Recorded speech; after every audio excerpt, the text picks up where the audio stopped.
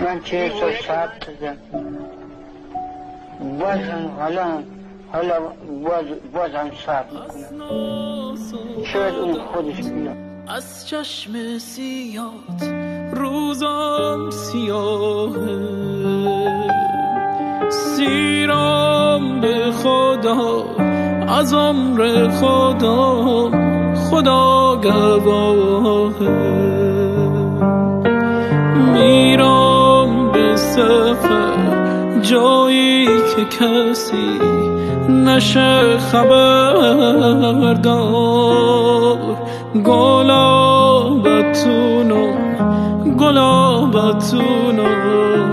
خدا نگهدار.